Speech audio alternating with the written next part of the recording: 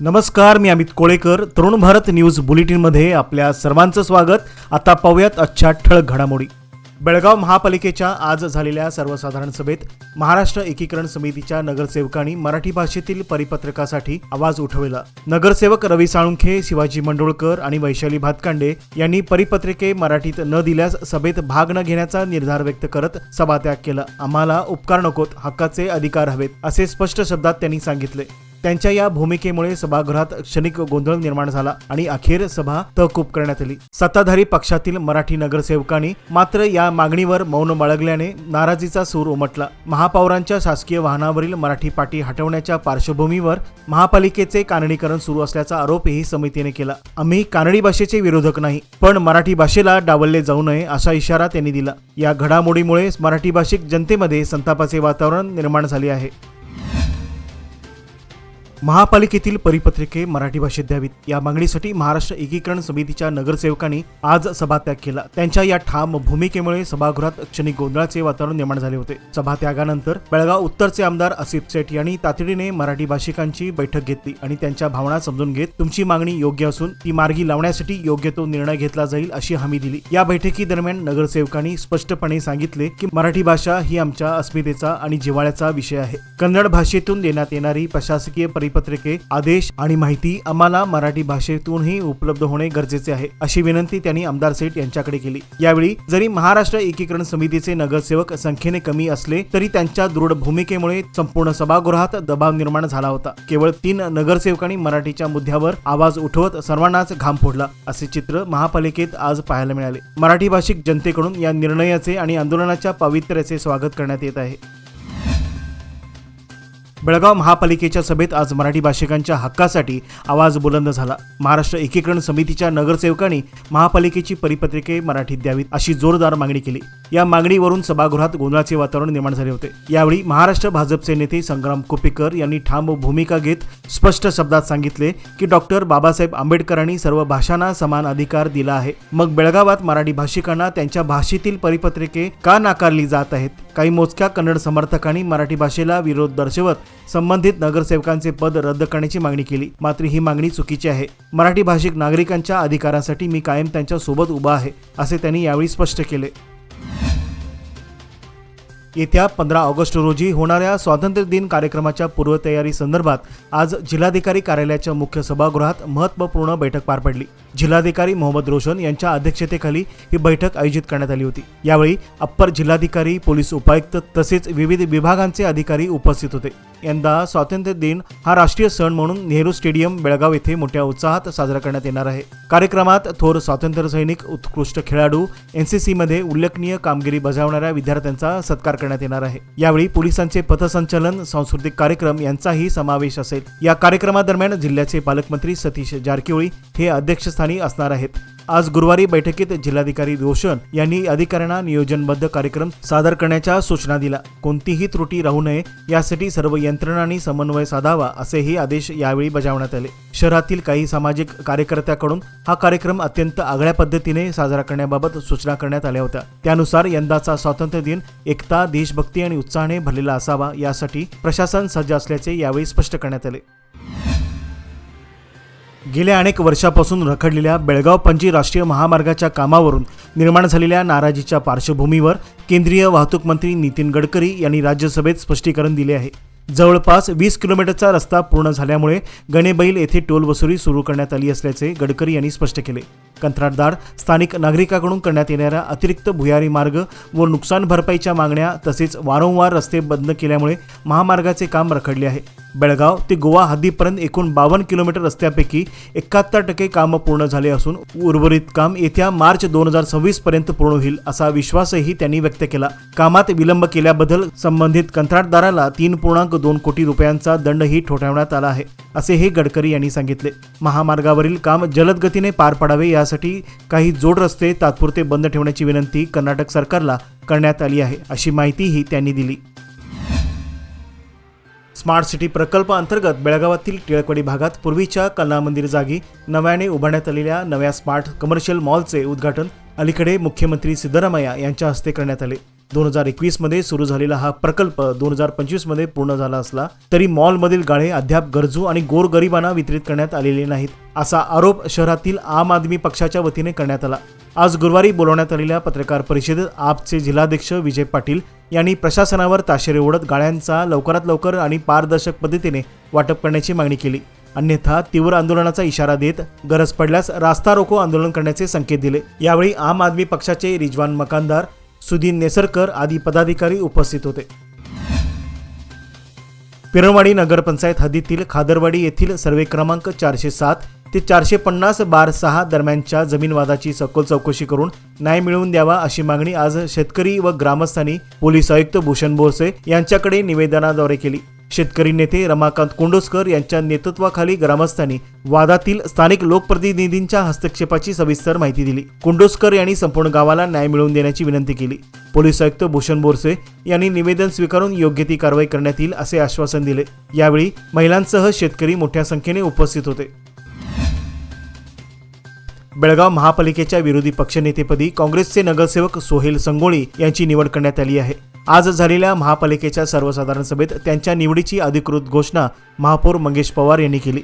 या निवडीसाठी बेळगाव उत्तरचे आमदार राजू सेठ यांनी पुढाकार घेतला। संगोळी यांच्या नेतृत्वाची काँग्रेस पक्षाने एकमताने शिफारस केल्यानंतर त्यांना विरोधी गट नेतेपद देण्यात आले। सभागृहात निवडीची घोषणा होताच सर्व नगरसेवकांनी टाळ्यांच्या गजरात सोहेल संगोळी यांचे अभिनंदन केले। यावेळी अनेकांनी त्यांच्या कार्यक्षमतेचे कौतुक करत त्यांच्या नेतृत्वाखाली विरोधी पक्षाचा आवाज प्रभावीपणे उठवला जाईल असा विश्वास यावेळी व्यक्त केला।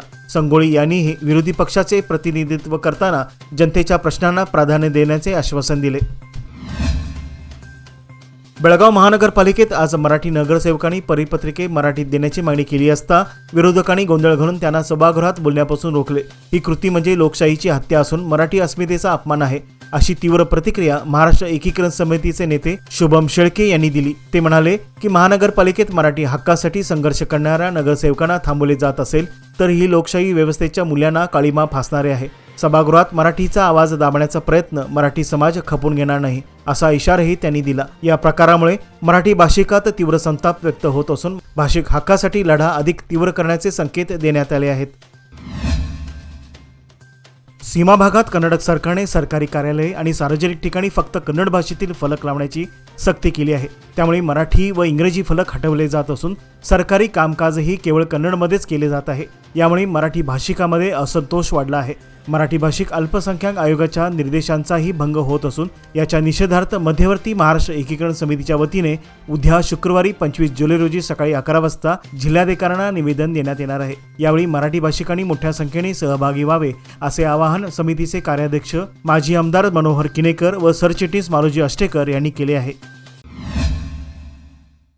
आज चौगलेवाडी अर्बन हेल्थ सेंटर येथे ई रोटरी क्लबच्या वतीने गरोदर महिला आणि लहान मुलांच्या आरोग्यविषयक जागरूकतेसाठी विशेष कार्यक्रमाचे आयोजन करण्यात आले। या उपक्रमाला ई रोटरी क्लबच्या अध्यक्षा कविता कणगणी, सचिव शिल्पा खडक तसेच सुप्रसिद्ध डॉक्टर अनिल पाटील, डॉक्टर प्रकाश फडणीस आणि डॉक्टर अनिता उमदी यांनी उपस्थिती दर्शविली। कार्यक्रमाचे प्रास्ताविक वैद्यकीय अधिकारी डॉक्टर राजश्री पाटील यांनी केले। त्यांनी रोटरी क्लबच्या सामाजिक उपक्रमांचे कौतुक करत भविष्यात आरोग्यविषयक उपक्रमासाठी सहकार्याची तयारी दर्शविली। या कार्यक्रमात डॉक्टर उमदी यांनी महिलांनी गरोदरपणात घ्यावयाची काळजी, पोषणाचे महत्त्व, नियमित तपासण्यांचे फायदे तसेच बालकाच्या आरोग्यविषयक बाबीवर सविस्तर मार्गदर्शन केले। उपस्थित महिलांनी या सत्राला उत्स्फूर्त प्रतिसाद दिला।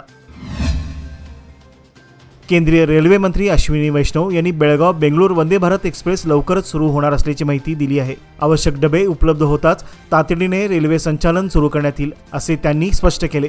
केंद्रीय ग्राहक व्यवहार मंत्री प्रल्हाद जोशी, रेल्वे राज्यमंत्री व्ही सोमण्णा यांच्या उपस्थितीत झालेल्या बैठकीत खासदारांनी बेळगाव रेल्वे विकासासाठी विविध मागण्या मांडल्या। या बैठकीत बेळगाव मिरज विशेष गाडीला लवकरच पॅसेंजर दर्जा देण्याचा निर्णय घेण्यात आला। तसेच घटप्रभा स्थानकातील कामांची धीम्या गतीबाबतही मंत्री वैष्णव यांनी तातडीने पाहणी करून कारवाईचे आदेश दिले। या निर्णयामुळे उत्तर कर्नाटकातील प्रवाशांना मोठा दिलासा मिळणार आहे। बैठकीस भाजप नेते, स्थानिक पदाधिकारी व रेल्वेचे वरिष्ठ अधिकारी उपस्थित होते।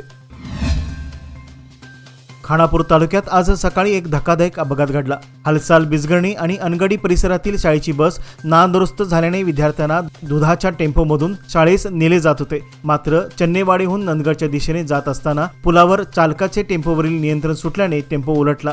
यामध्ये काही विद्यार्थी नाल्याच्या पाण्यात तर काही विद्यार्थी रस्त्यावर पडून जखमी झाले। जखमी विद्यार्थ्यांना तात्काळ उपचारासाठी बेळगाव येथील रुग्णालयात दाखल करण्यात आले असून पुढील तपास सुरू आहे। या प्रकारामुळे शालेय वाहतुकीच्या सुरक्षेबाबत गंभीर प्रश्न उपस्थित झाला आहे।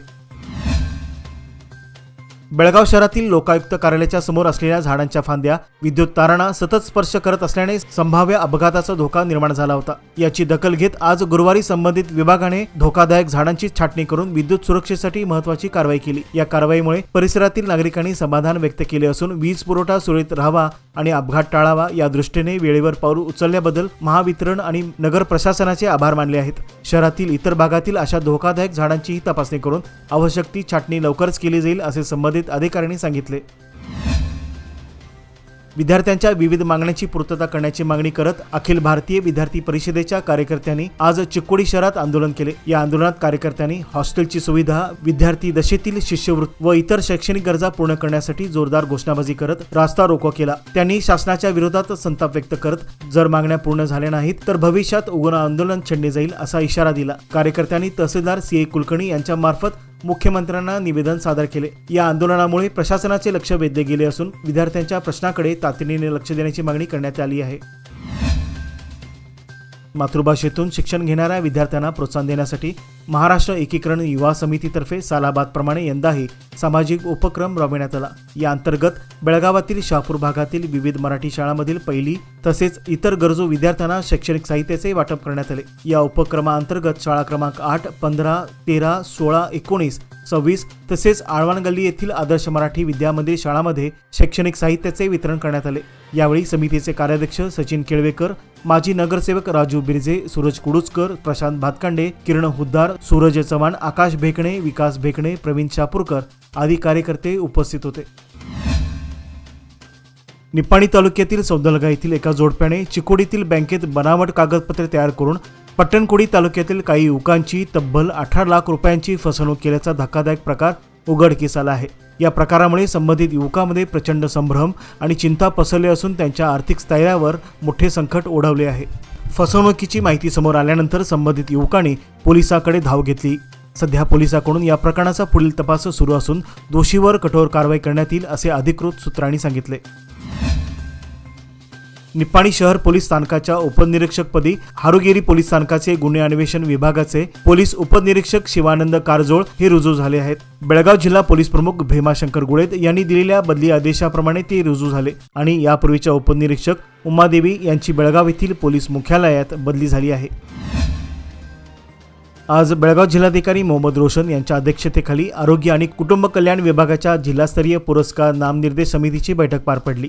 तसेच राष्ट्रीय तंबाखू नियंत्रण कार्यक्रमांतर्गत जिल्हास्तरीय आंतरराष्ट्रीय समन्वय समितीची बैठक बोलावून तंबाखू विक्रीवर नियंत्रण ठेवण्याच्या संदर्भात जिल्हाधिकारी कार्यालयातील सभागृहात चर्चा करण्यात आली। या बैठकीत आरोग्य सेवामध्ये उल्लेखनीय कार्य करणारी व्यक्ती आणि संस्थांची निवड करण्याचा निर्णय घेण्यात आला। तंबाखू विरोधी जनजागृती कायद्यांची अंमलबजावणी, शालेय आणि महाविद्यालयीन स्तरावर जनजागृती मोहिमा, सार्वजनिक ठिकाणी धूम्रपान प्रतिबंध यासंबंधी योजनांची माहिती घेऊन कार्यवाहीबाबत निर्देश देण्यात आले। जिल्हाधिकारी मोहम्मद रोशन यांनी विविध विभागांनी परस्पर समन्वय साधून आरोग्य सेवा सुधारण्यावर भर द्यावा अशी सूचना यावेळी केली। बैठकीला आरोग्य विभागाचे अधिकारी, शैक्षणिक, पोलीस व महसूल विभागाचे प्रतिनिधी उपस्थित होते। बापट गल्ली कार पार्किंग येथील श्री स्वामी समर्थ संजीवन पादुका मंदिरात श्रावण महिन्यात आयोजित करण्यात येणाऱ्या धार्मिक उपक्रमाच्या माहितीपत्रिकेचे प्रकाशन आज गुरुवारी उत्साहात पार पडले।